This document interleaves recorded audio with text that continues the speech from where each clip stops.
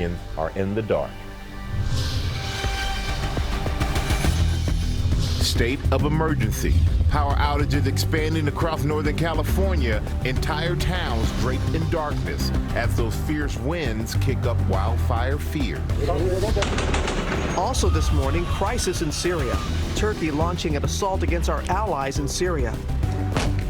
Striking dozens of targets against the Kurds. Families fleeing. President Trump now trying to distance himself from the operation. Impeachment showdown. The president facing a new attack from Joe Biden. The former VP says for the first time that the president should be impeached. And breaking this morning, what the president of Ukraine is telling ABC News about that phone call with President Trump. Firing back. Matt Lauer speaks out for the first time as he faces that bombshell allegation accused of rape by a former NBC employee. Lauer claims the encounter was consensual. His accuser has a new message overnight. The cruise passengers staging a near mutiny, saying their trip turned into a nightmare. I'm not doing anything. We need someone that can do something. Complaining of missed stops and stale food, what the cruise line is saying this morning. And champagne all around. The Nationals and the Cardinals set to face off for the National League title. After that epic extra inning game-winning grand slam, Washington stunning the Dodgers and making history. Live in Times Square, this is Good Morning America. We certainly do say Good Morning America. Great to have you with us on this Thursday morning. And somewhere Charlie Gibson is celebrating. Big Nats fan that he is. It's a good morning for them. They are really happy after that epic win yesterday. Wow. So much. That baseball history. I mean, that was a win for the history books right there. But we have a lot of other news to get to this morning. Very busy morning. We do. We have new war in the Middle East, new developments in impeachment, and then an unprecedented situation in California. Hundreds of thousands waking up in the dark again this morning. Take a look at these preventative outages, shutting down stores, even traffic lights are going dark. Those outages, the brand new strategy to prevent a major wildfire. And Will Carr starts us off in San Francisco with the latest. Good morning, Will. And Michael, those Diablo winds have really picked up overnight. That's why they've shut the power off. But here at PG&E headquarters, they've actually had to set up these barriers because they say there is so much frustration over all of this. They're worried about the safety of their employees as a large swath of this region remains without power. Overnight, that cloak of darkness expanding across Northern California with traffic lights out, cars crashing. In San Jose, officials declaring a state of emergency. We took this step to ensure the safety of our customers and our communities as a last resort. This is not a decision that we take lightly. With hundreds of thousands now without power, officials say the historic outage could last for days. Many waiting in long lines just to get gas. PG in general should have taken care of this for the last 50 years. If they'd have taken care of this in the last 50 years, we wouldn't be having this now. I think they jumped the gun, in my opinion. Turning it off is good, but wait till it's dangerous. Even the governor voicing his frustration. I'm outraged because it didn't need to happen. They're in bankruptcy because of their terrible management going back decades. They've created these conditions. After PG&E was found responsible for dozens of wildfires, including the deadliest ever last year, the bankrupt utility company decided to proactively shut off the power to try to prevent the next fire. But that's impacted businesses across the region. I cannot put the chair up or down. Including this dentist office in Sausalito. All of the computers are down, the phone is down, everything that we need to have a functioning office. Some schools canceled, others have their students working without electricity. To add to the frustration, the PG&E website crashed Wednesday, leaving many residents in the dark as they try to figure out exactly how long the outage will last. To help, PG&E launched a new website last night. It comes as there is a double fire threat both here in Northern California today and in Southern California, where they could see their own power outages in the coming days. Robin. Tense situation. All right. Thank you so much, Will. Now to the fallout from President Trump's decision to pull U.S. troops out of a key part of Syria, abandoning the allies who helped fight ISIS. Turkey launching an invasion into the territory, affecting the ongoing battle against ISIS. Ian Panel is in northern Syria with more. Good morning, Ian. Yeah, good morning. Robin, you know, the last time I was here, Kurdish and American troops were working hand in hand to defeat ISIS. But this morning, Turkey is invading this area, and that partnership with the US and the battle against ISIS has been thrown into disarray. Overnight, Turkish forces attacking Syria from the sky and the ground. Machine gun fire can be heard filling the air as we enter day 2 of the assault from Turkey. Turkey claiming to have struck more than 180 targets, launching an all-out assault against America's Kurdish allies who've been on the front lines in the fight against ISIS. A ground attack now also underway this morning. The large-scale operation coming just days after President Trump's announcement to pull US troops back from the border, seemingly giving Turkey a green light. But Secretary of State Mike Pompeo is pushing back on that assertion as the administration again appears to send mixed messages. Yeah, well, that's just false. The United States didn't give Turkey a green light. One US official now tells ABC News that some Kurdish guards have left their posts at prisons holding ISIS fighters, raising fears that the Turkish incursion could result in ISIS detainees escaping, putting US national security at risk. President Trump distancing himself from the Turkish incursion, calling the operation a bad idea. But when pressed about the potential danger posed by the prisoners if they escape, President Trump seemingly unconcerned. Well, they're going to be escaping to Europe. That's where they want to go. They want to go back to their homes. Turkey's President Erdogan labels the Kurds terrorists and claims the operation will prevent a terror corridor and bring peace. Smoke rising from artillery shells. But on the ground, it's not terrorists, but civilians fleeing. Mothers with small babies packing up everything they can, cramming into the back of pickup trucks. But there are few safe places to run to now. The Kurds reporting multiple civilian casualties and at least 5 deaths. All right, let's go. We've been on the front lines with the Kurds, watching their troops fight alongside US soldiers for years and keeping ISIS at bay. Just this morning, 2 British ISIS members known as the Beatles held by the Kurds, but now taken into US custody. President Trump threatening retaliation against Turkey if the Kurds are completely wiped out. I will wipe out his economy if that happens.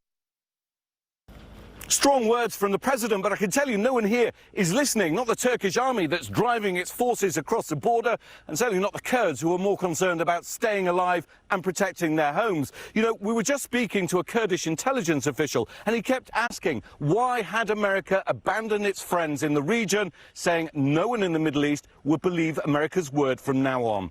George? They have been our allies in the fight against ISIS, okay, and thanks very much. Let's bring in our Chief Global Affairs anchor, Martha Radis, for more on this. And Martha, as Ian noted, the big danger here, what happens to all those ISIS detainees, especially in the wake of the Turkish president's new threat this morning to flood Europe with refugees? Exactly, George. The U.S. military is moving those ISIS detainees deemed the most dangerous to more secure locations, including U.S. facilities in Iraq. Those detainees do include the British ISIS fighters deemed the Beatles by their hostages because of their accents. Those men were directly responsible for the execution of journalist James Foley, among others. But there are 11,000 ISIS detainees who could escape in this chaos and spread out in the region or target the West. That's the real danger, George. The president's policy has been getting a bipartisan blasting from Congress, even from some of his strongest allies. And now Republicans and Democrats coming together with a threat to sanction Turkey if they continue with this invasion. They are. There is bipartisan outrage on the Hill, including from some of the president's closest allies, like Lindsey Graham. Graham and Democrat Chris Van Hollen have announced a framework of sanctions against Turkey, which would cut military assistance to Turkey and target political leaders, including Turkey's president. The fear is that ISIS resurgence, Graham even comparing Trump to President Obama when he pulled the troops from Iraq. And Martha, you're in touch with so many in the military. What's the reaction inside to these latest moves? Oh, George, this is absolutely gut-wrenching inside the special operations community to have to watch the men and women who they have partnered with in the fight against ISIS be abandoned. There is real anger among these U.S. special operators who see it as dishonorable. And this is not because the military wants to stay in Syria forever. It is how this was done, abruptly, against the advice of senior people, and with no regard for consequences for those we leave behind. George? What an extraordinary and dangerous situation. Okay, Martha, thanks very much. It did not Robin? take long for that to escalate as it did. President Trump's phone call with the president of Ukraine is at the center of the ongoing impeachment inquiry. Tom Yam has traveled to Ukraine, where he just spoke with that nation's leader. Good morning, Tom. Robin, good morning to you from Kiev. That's right, we just spoke with Ukrainian President Mr. Zelensky just behind me here at this food mart where he's having a media marathon. He says he's going to speak to reporters for 10 hours straight, and we were invited to this sort of news conference with other journalists. We sat down at a dinner table with Mr. Zelensky, and we were able to ask him some very direct questions. Now, he's already made some headlines today from this news conference. He said he does not feel like he was blackmailed by President Trump on that phone call, and he also said he will not blackmail the United States because of that phone call. But I asked him very directly, I said, you're somebody who campaigned on corruption. Do you think that a president is corrupt if he asks a foreign nation to investigate a political rival? Here's what he said. What do you think of a president asking a foreign nation to investigate a political rival? Is that corrupt? I think that this is not corruption because it was just called, and he said, we are tried from any corruption things, and Now, President Zelensky says he is not corrupt because he hasn't broken any laws. When I pressed him, do you think President Trump was corrupt for asking you, as many have criticized the president for basically doing him a political favor by investigating Burisma, the company that was connected to Hunter Biden? He says he will not judge the president, but he would not answer the question. I also asked him why his new prosecutor general, who he said was 100% his person when he spoke to President Trump, is now investigating that Ukrainian company. He really didn't have an answer for me. He says he wants to investigate all of corruption, but he would not say he did that specifically for President Trump. Robin? I know you're going to share more of your conversation with that president. That's the view from Ukraine. And back home, in the wake of President Trump's extraordinary refusal to cooperate in any way with the impeachment investigation, a new poll from Fox News shows 51% of Americans support removing Trump from office. Former Vice President Joe Biden has now come out in support of conviction for the first time, and the president and his allies are firing back at Biden and the whistleblower. Cecilia Vega tracking it all from the White House. Good morning, Cecilia. George, good morning to you. The president is firing back, and this morning, so is that whistleblower. As you said, in the face of those relentless attacks from President Trump and his allies, the whistleblower's lawyers until now had been reluctant to release any information about their client's identity. Not anymore. This morning, lawyers for the whistleblower say the anonymous government employee has spent an entire career working nonpartisan jobs in the executive branch. And they say, quote, our client has never worked for or advised a political candidate, campaign, or party. The whistleblower only coming into contact with presidential candidates in their roles as elected officials, candidates from both parties. This is a con job. The forceful defense comes after President Trump launched a smear campaign claiming the whistleblower worked for one of his Democratic rivals. Then it turns out that the whistleblower is a Democrat, strong Democrat, and is working with one of my opponents as a Democrat that I might end up running against. The whole thing is a scam. The whistleblower's lawyers saying the whistleblower is not the story. To date, virtually every substantive allegation has been confirmed by other sources. For that reason, the identity of the whistleblower is irrelevant. One of those rivals, former Vice President Joe Biden, for the first time said the president should be impeached. To preserve our Constitution, our democracy, our basic integrity, he should be impeached. President Trump firing right back. Biden is dropping like a rock. I don't think he's going to make it. Well, the White House is now in full force gearing up for this impeachment battle. They have brought on former Congressman Trey Gowdy to the president's outside legal team. You will remember that he led the Republican investigation into Benghazi. He is joining, of course, a team that is refusing to cooperate with Congress's investigation into this impeachment. The irony here, George, during Benghazi, Gowdy was adamant that the Obama administration had no choice but to cooperate with Congress. Cecilia Vega, thanks very much, Michael. All right, thank you, George. Now to that deadly Yom Kippur attack in Germany. A heavily armed gunman arrested after shooting 2 people dead outside a synagogue on the holiest day of the Jewish calendar. Officials say the suspect live-streamed the attack and may have left the document online outlining his evil intent. James Longman is in Germany with the latest. Good morning, James. Good morning, Michael. I'm outside the synagogue where that far-right extremist tried to storm. You can just make out the bullet holes on the door there. People now leaving flowers. 50 people at least were inside observing Yom Kippur. This was a vicious anti-Semitic attack. This morning, a city in shock after a suspected far-right extremist opened fire near a synagogue in Germany. He killed 2 people and injured more. All this on the holiest day in the Jewish calendar, Yom Kippur. All while live streaming the violence online.